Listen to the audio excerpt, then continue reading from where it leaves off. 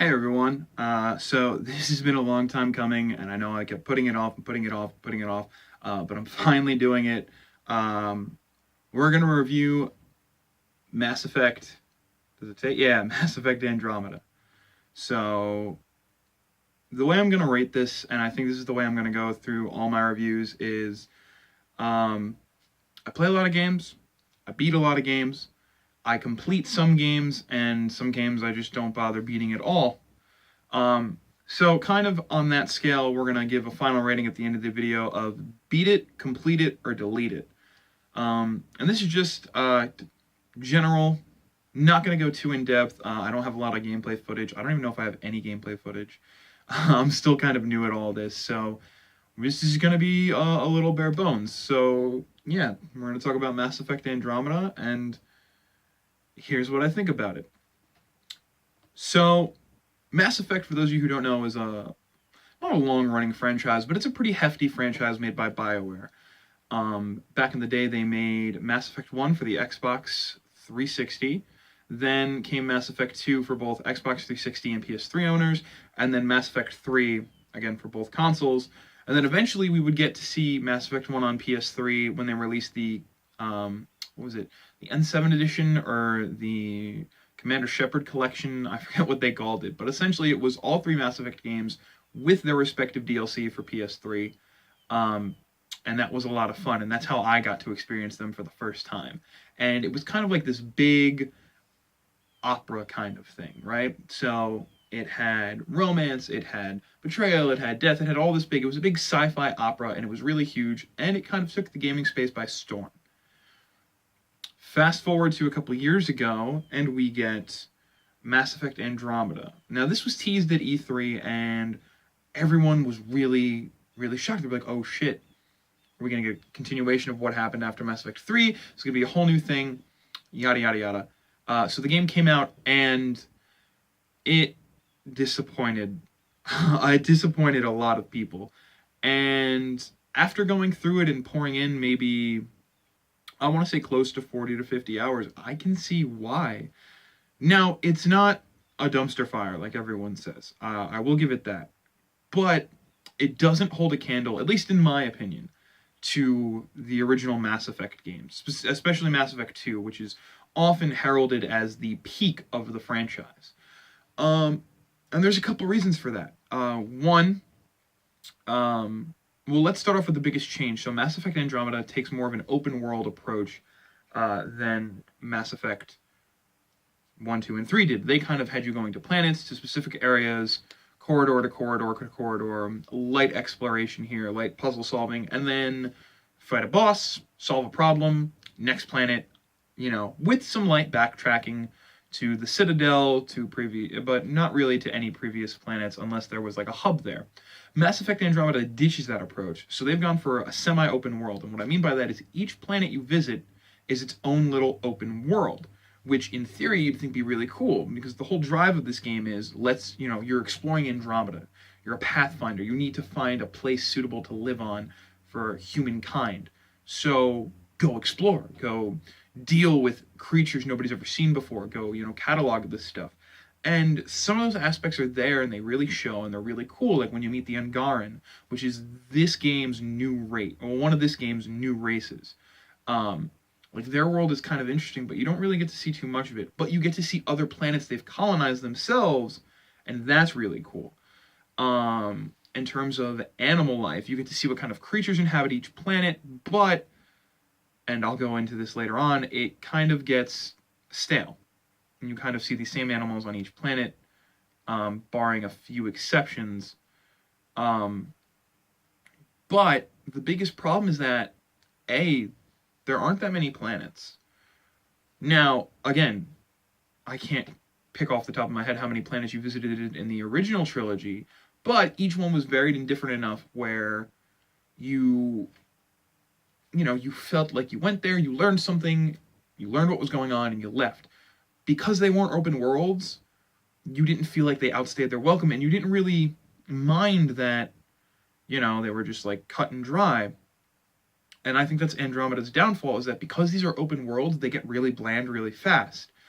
So, you're driving around in the Nomad, and that's how you go from, like, if there's a settlement here, you go to the settlement, and then if there's a beacon over there, you can go there, and you can kind of just explore at your leisure, but not at the beginning. So the big gameplay draw for Andromeda is that you have to terraform the worlds because they're not habitable. So by doing so, you have to find remnant vaults, and you go down, and you kill some robots, which is, I guess, this game's kind of like, I forget what they're called in the original trilogy. It's been so long. Prometheans. I think it's something like that. But this is like this game's ancient civilization. And you're discovering this technology, and you have to go to the vault, and you're the only person that can activate it, which has to do with plot and your father, and it's this whole big thing, which I never really understand. I think it has to do with the AI in your head, Sam. I think he gives you the ability to kind of read the remnant language and kind of interpret what to do and interact with consoles and stuff. But I didn't really pick up on that too much. So anyway, you go down there, you have to go to the vault. In some cases, you have to activate different beacons to open the vault, and then you terraform the planet. Once you terraform the planet, more of the planet opens up in some cases, like the starting world. But otherwise, everything is free to get to on your own. Some planets you can't use the Nomad. Some planets you can. Some planets, if you get out of the Nomad before terraforming the world, its environmental hazard starts draining your life support, whether it's too cold, whether it's too hot, whether there's radiation. But the problem is that you're driving around and the planets are kind of big and empty because nobody's colonized them yet.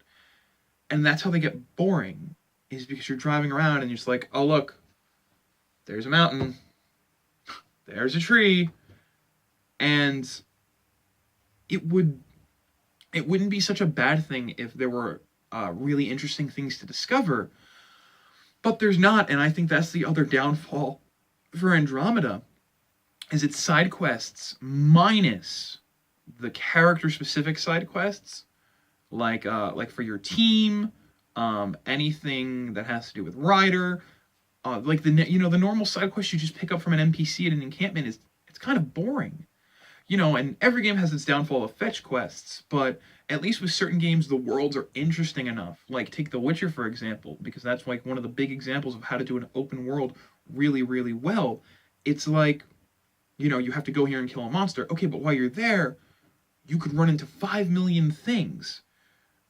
And each one could be like 2 seconds long, but they could be so interesting, and they could just give you a little nugget of information about the world, about the characters, and like what this monster is doing. Mass Effect doesn't do that.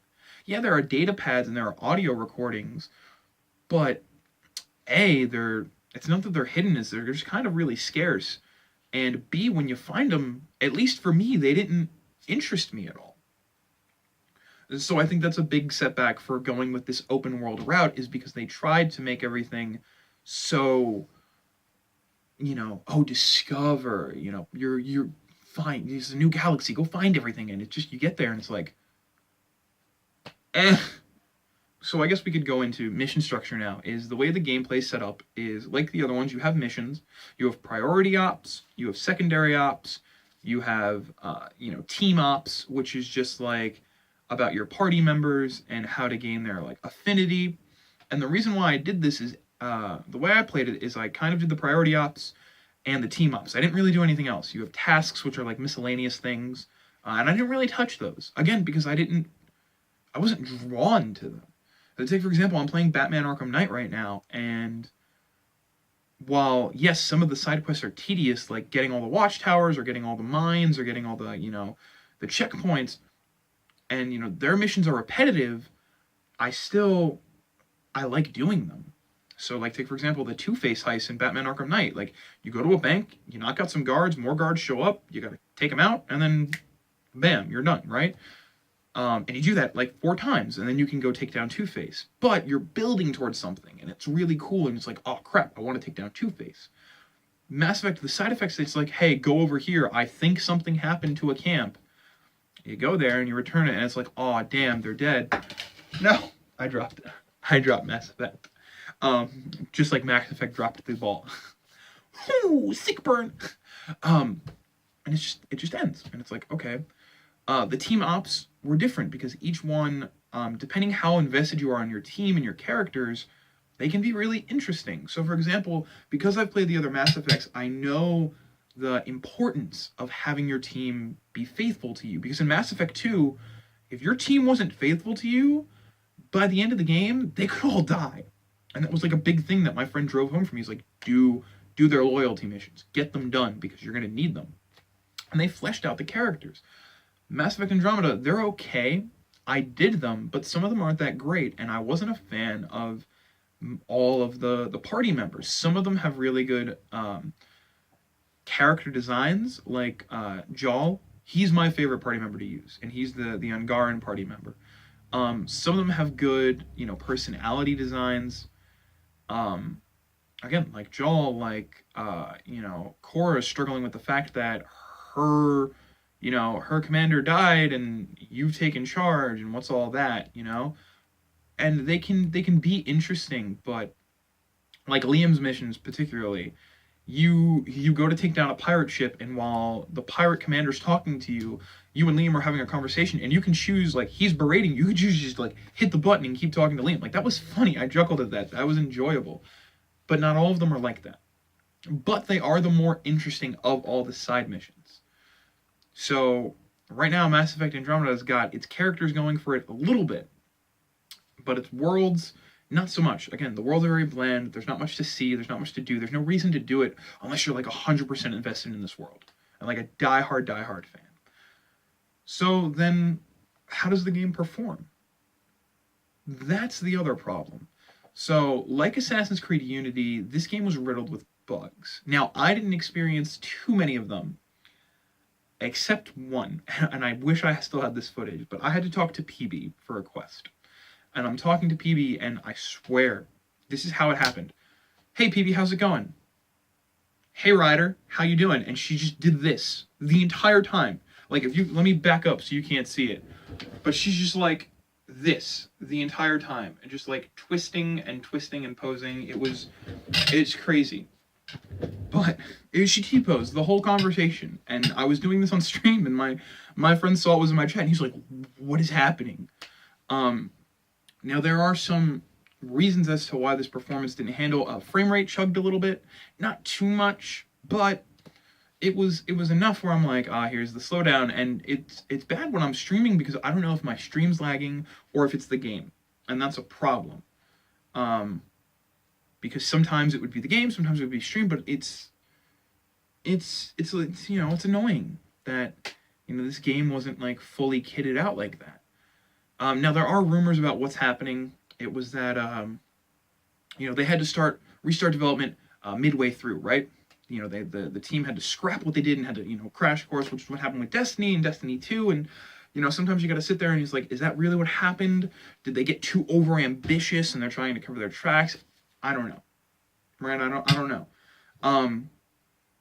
Sometimes the game is beautiful to look at. The skyboxes on certain planets are just beautiful. And some of my favorite missions were when you're on a ship that's like torn in half and you have to put a rebreather mask on and it's 0G and everything around you is muffled because you're in space. Those were really cool. Those were, a couple of the side missions that were really cool. That was when you had to find the different kinds of arcs. You had the Asari arc in particular was one of my favorites, and the Turian arc. That was a really good one. So we've talked about how it looks, we've talked about how it handles, we've talked about how they handle quests, the open worlds. And you're probably asking yourself, hey, Phantom, what about gameplay? Do I get to shoot the monsters? And yeah, you get to shoot a bunch of aliens. But again, it's not that much better than what it was last time. In fact, it's not that much intuitive. They try to change the class system up. So if you've played the original Mass Effect classes, you could be a soldier, a biotic, or an adept. And those change what kind of abilities you have. So for this one, you can kind of change it on the fly.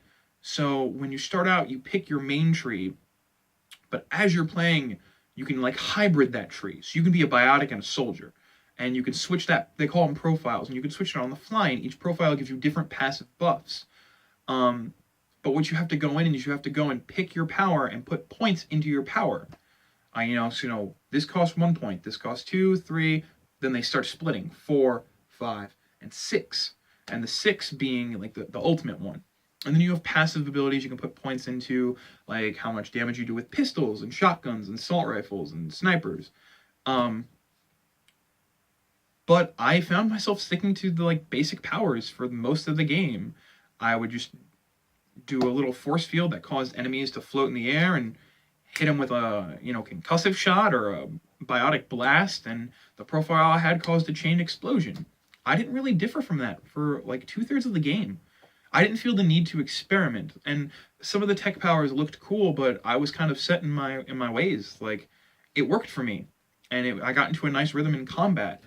Some of the enemies can be they can be meat shields sometimes, and they can soak up a lot of bullets. Your team is okay; they're not dumb, thankfully. You can kind of place them on yourself with your D-pad. You can tell them to group up on you. You can tell them to go to A or B points, and you can tell them to attack a certain target. I found that useful very late in the game. But yeah, with that all being said, combat was meh. It wasn't really forgettable, or it wasn't really rememberable.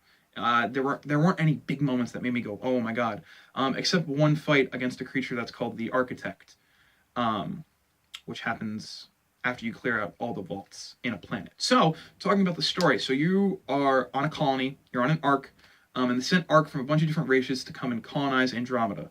If you dig around in I keep dropping it. If you dig around in some of the game and you do like the Ryder family secrets mission, you find out that this takes place 600 years after the Mass Effect trilogy. These people have been in transit that entire time. They have no idea what's happened, but there are records of somebody named Commander Shepard talking about the Reapers, and then they kind of got out of there. So the game revolves around colonizing and stopping this alien race called the Ket from essentially turning every other alien race into them. It's like a little plot twist that happens on, but they don't really go with it anymore. It kind of sequel baits at the end, and speaking of the end, the finale is the biggest disappointment.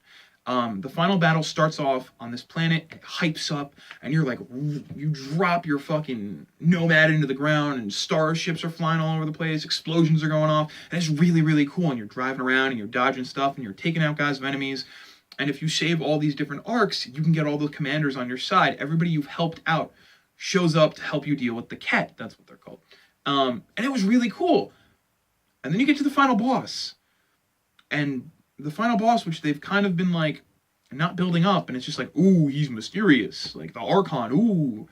And you get there, and nothing happens. So at the beginning of the game, depending who you play as, Scott or Sarah Ryder, your sibling goes into coma. At the end of the game, they come out of the coma.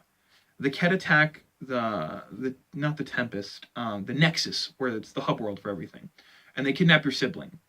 And they use your sibling to kind of fuse with the Remnant. It's really weird. But the final boss fight is kill all these ads, stand by this one spot until the upload's done. That's it. That's it. You don't fight the Archon at all. You don't fight him at all. And I sat there and I was like, is that it? And then you walk outside and it's like, hey Ryder, say something for Andromeda. And you can pick one of 4 options, and then it just pans back to credits. What? What? There's an after credits scene. They sequel bait the next game. The after credits scene, you can talk to your crew and talk about what happened, and then you can go and explore the rest of the galaxy. All in all, it was a bit of a letdown. So I guess to give a general overview, and then we'll go to rating, right? It was a mediocre game. Kind of forgettable. It does some interesting things with certain characters. Otherwise, it doesn't do all too much. Do I think this game's worth paying full price? No. Thankfully, it's really cheap right now. It's always on sale because it got panned so hard. If you're a diehard Mass Effect fan and you want to see what happens next in the saga, in the universe, then yeah, pick it up. It can be fun sometimes if you're really invested in the characters. Otherwise, this one is just one you guys can skip and just wait for the second Andromeda, if they can even pull that one off. But with that being said, I guess it's time for final rating. So, in the case of Mass Effect Andromeda, with the rating of beat it, complete it, or delete it, and this is kind of a tie. If you have it and if you were interested in the concept from the start, beat it. But if you play it within the first 2 minutes and you don't like it, delete it. I beat it. I didn't feel the need to complete it, and I don't think I ever will. I don't know if I'll go back and do a second playthrough, honestly. It was worth a one-time playthrough to see where they went with the saga. So I guess, really, really thinking about it, Mass Effect Andromeda for the PS4 earns a beat it on my scale. So with that being said, guys, that was our first review. I'm currently playing Batman Arkham Knight over on Mixer.com. Links for all my social are below. If you guys liked this review, or if you guys want to see more stuff, please don't hesitate to hit the subscribe button. Put a little channel icon over there for you. Otherwise, you can check out any of my other videos. I did a book review on the Five Nights at Freddy book. I've got some stream highlights over on my channel from games I've played with my friends. Otherwise, I think the next review we can do is Batman Arkham Knight, since I'm getting pretty close to beating that. So until then, I hope you guys have a good night, good day, whatever time you watch this. I hope you guys keep playing games and keep killing it, and I'll see you next time.